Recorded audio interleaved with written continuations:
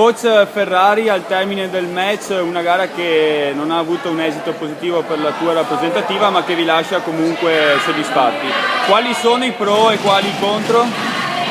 Ma io sono convinto che arrivati a questo punto 17-21 sono le squadre che in realtà stanno combattendosi, insomma, le ultime piazze. La Valle d'Aosta è in qualche modo abituata a stare nelle parti più basse. Il fatto di giocarsi alla pari con la Sardegna, un incontro come questo, io sono soddisfatto del fatto che le ragazze ce l'abbiano messa tutte, abbiano contrastato la Sardegna alla pari, però chiaramente c'è un po' di rammarico per la sconfitta, ma non è un problema perché questo ci dà una grande forza per affrontare le altre partite di questo girone, che vuole non essere un girone dove noi recupereremo l'ultimo posto.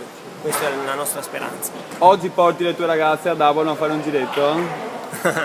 Ma noi dobbiamo cercare di usare questa manifestazione sia per il carattere agonistico e pallavolistico che ha, ma anche per quello che è l'idea della festa del Trofeo delle Regioni, che ancora una volta, come Abano Terme ci ha insegnato, è soprattutto una festa e non una disciplina dove l'agonismo è il punto di riferimento. Grazie, buona giornata. A voi.